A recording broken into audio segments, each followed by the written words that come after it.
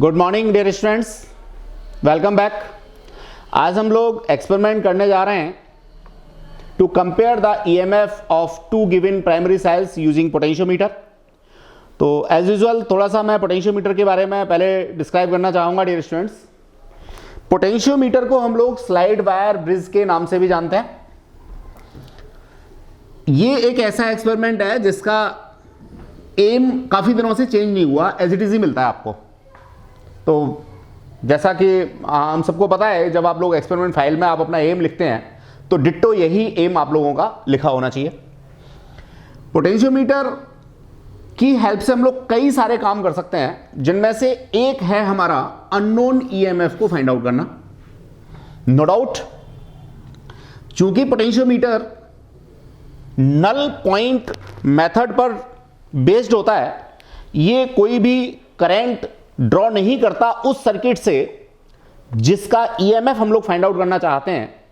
इसलिए हमें जो रीडिंग्स देता है वो कंपैरेटिवली काफी रेक्टिफाइड और बढ़िया रीडिंग्स देता है। इसमें दो सर्किट हम लोग यूज करते हैं। कौन कौन से सर्किट होते हैं वो मैं इस डायग्राम की हेल्प से आपको एक्सप्लेन करना चाहूंगा डियर स्टूडेंट्स। देखिए, ये हमारा मीटर ब्रिज का वायर है। ये हमारा मीटर ब्रिज का वायर है। जिन जगहों को मैंने अभी यहां पे लेफ्ट आउट किया हुआ है, नहीं बनाया हुआ है, वो कॉपर की मोटी स्ट्रिप्स होती हैं जिनका रेसिस्टेंस हम लोगों को नेग्लिजिबल लेना होता है। ये कॉपर की स्ट्रिप है, ये भी कॉपर की स्ट्रिप है, एज वेल एज ये भी कॉपर की स्ट्रिप है। ये येलो वाला हमारा पोटेंशियोमीटर वायर है। अगेन ये जो पोटेंशियोमीटर वायर है, इसका अल्फा हमारा अप्रोचिंग जीरो होना चाहिए। कॉन्स्टेंट या मैग्नेट का बना होता है, नॉर्मल टेम्परेचर चेंज का कोई फर्क इसके ऊपर नहीं पड़ता। डियर स्टूडेंट, इस पोटेंशियोमीटर वायर को हम लोग ये एक प्राइमरी सर्किट के साथ में कनेक्ट करते हैं। इस प्राइमरी सर्किट में एक ईएमएफ सोर्स होगा, एक की होगी, एक रेहोस्टेट होगा, जो बेसिकली पोटेंशियोमीटर वायर के थ्रू फ्लो होने वाली करंट्स को गवर्न करेगा।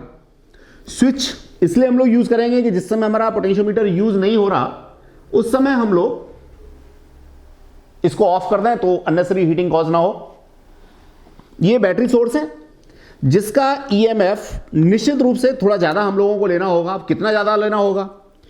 EMF near about 2 times of E1, near about 2 times of E2 हमारा होना चाहिए। ये बेसिक कंडीशन है जो हम लोगों को फॉलो करनी है, जिससे हमारा जो बैलेंस पॉइंट है इस मीटर पोटेंशियोमीटर वायर के ऑलमोस्ट सेंटर पे हम लोगों को मिल जाए। सेंटर पे मिलेगा तो सेंसिटिविटी कंपैरेटिवली इसकी ज्यादा होगी। अब ये सेंसिटिविटी क्या होती है? अगर हम अपने सर्किट में कोई माइन्यूट चेंज भी करते हैं तो जो बैलेंसिंग लेंथ है उसमें काफी चेंज हो जाए, हम लोग कहेंगे हमारा पोटेंशियोमीटर मोर सेंसिटिव है। तो dear students, more sensitive instruments हम लोग नॉर्मली इसीलिए यूज करते हैं जिससे कि हमारे circuits comparatively more accurate reading दे पाए।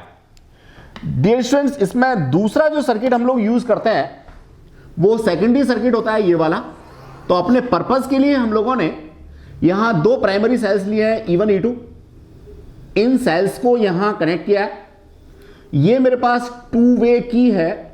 इस 2 वे की में सेंट्रल पार्ट से मैं एक रेसिस्टेंस बॉक्स के थ्रू गैल्वेनोमीटर कनेक्ट करता हूं और ये 2 होल होते हैं। मेरे को प्लग एक ही मिलता है। मैं उस प्लग को या तो ए गैप में लगाता हूं या तो बी गैप में लगाता हूं। एट ए टाइम दोनों गैप में प्लग लगाना पॉसिबल नहीं है और लगाना भी कहीं नहीं है। ये गैल्वेनोमीटर है।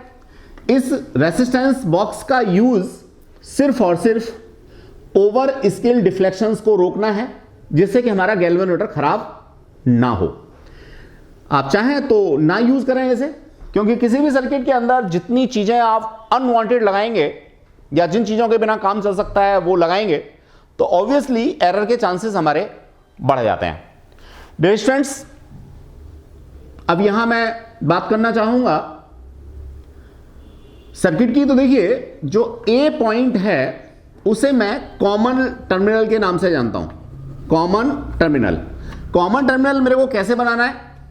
तीनों सेल या तीनों बैटरी, जैसे मैंने एक ये प्राइमरी सर्किट की सेल ली, सेकेंडरी सर्किट का E1, सेकेंडरी सर्किट का E2, इन सबके पॉजिटिव टर्मिनल को मेरे को एक ही एंड पे कनेक्ट करना है, तो इसे मैं कॉमन टर्मिनल बनाता हूं। ये काफी इंपॉर्टेंट पार्ट है।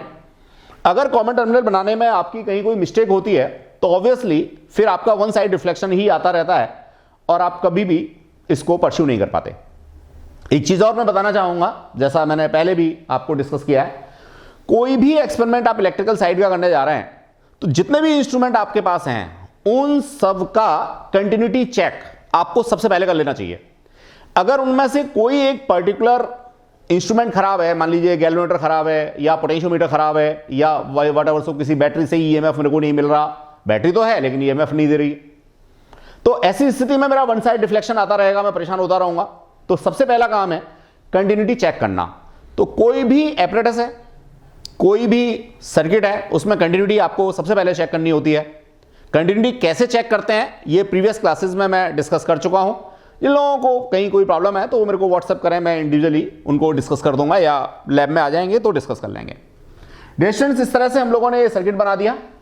ये हमारे पास जॉकी है या स्लाइड वायर की है। इस की को हम लोग इस पोटेंशियोमीटर वायर के ऊपर कहीं भी स्लाइड करके अपना नल पॉइंट निकालने की कोशिश करेंगे। नल पॉइंट अगेन एक ऐसा पॉइंट जिसमें IG 0 होगी।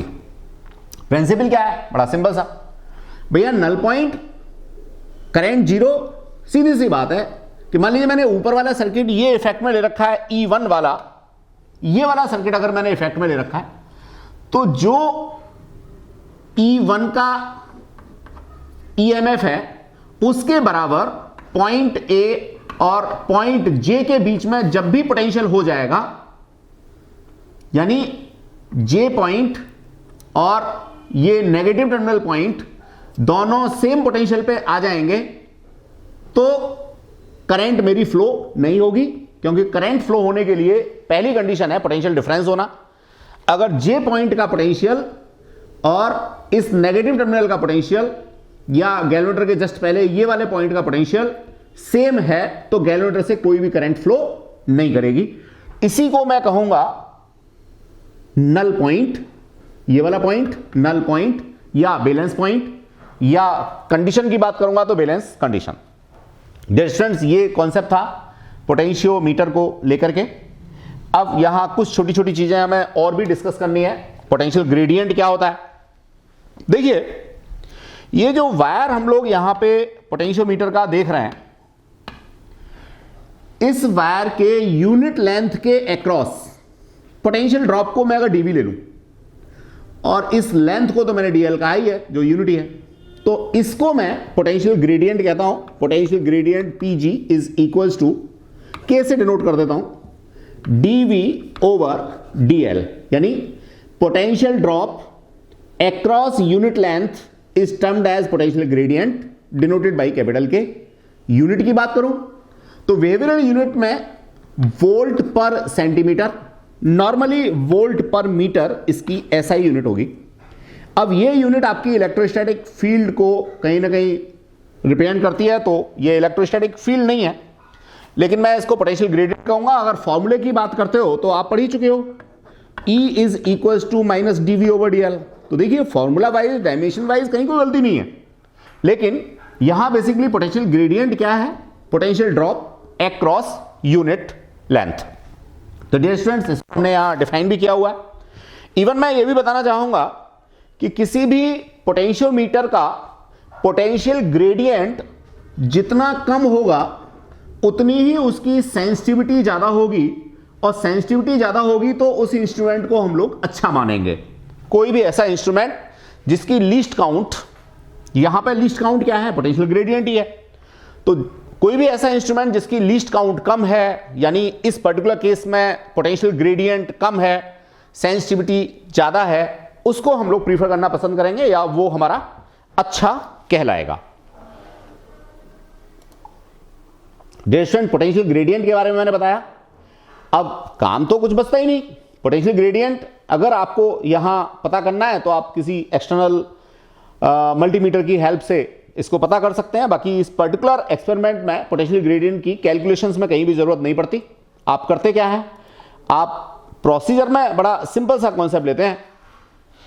एक बार आप ए में अपना प्लग इंसर्ट करते हैं, ऊपर वाला सेल इफेक्ट में आ जाता है। इसके लिए J1 बैलेंसिंग पॉइंट आप कंसीडर करते हैं। निश्चित रूप से इक्वेशन बनेगी E1 equals to K length J1, या इसको L1 कह सकते हैं। कॉमन टर्मिनल से लेंथ आपने मेजर करनी है। अब आप दूसरी बार में क्या करेंगे, सिंपल सा इस A को हटा देंगे और B में अपना प्लग इंसर्ट करेंगे। अब आपका ये जो नीचे वाला सर्किट है ये इफेक्ट में आ जाएगा। इसके लिए बैलेंसिंग लेंथ J2 वाली आपकी होगी और रीडिंग आप लिखेंगे E2 इक्वल्स टू KJ2 या KL2। दोनों को डिवाइड करेंगे, सिंपल सा K से K कैंसिल आउट हो जाएगा, एक ही इंस्ट्रूमेंट है। आपका कंपैरिजन करना था E1 अपॉन E2 का, तो ये आपका लेंथ J1 और लेंथ J2, या आप इसको L1 L2 लिखते हैं तो ये मिल जाएगा। बहुत छोटा सा एक्सपेरिमेंट है, बस ध्यान वही रखना है, इस E की वैल्यू कितनी होनी चाहिए, कॉमन टर्मिनल कैसे बनाना है, पूरे सर्किट की कंटिन्यूटी को कैसे चेक करना है। अगर ये सारी चीजें आपकी क्लियर होंगी तो इस एक्सपेरिमेंट में 3 मिनट से ज्यादा का टाइम नहीं लगता। फैक्ट ये है। जो स्टूडेंट्स, एक और मजेदार बात है, कई बार तो बच्चे लैब में पहुंच जाते हैं और जब सेल उनके सामने आता है तो उनको यही नहीं पता होता कि इस सेल का पॉजिटिव टर्मिनल कौन सा है और नेगेटिव कौन सा है। डियर स्टूडेंट्स, थोड़ा सा वर्कआउट करके जाना है, सीख के जाना है, लैब में चीज़ों को समझना है। अगर आप सारी चीज़ों को सीख लेंगे तो 3 मिनट से ज़्यादा का एक्सपेरिमेंट नहीं है। और मोस्टली बच्चे पता नहीं क्यों इस एक्सपेरिमेंट से डरते हैं।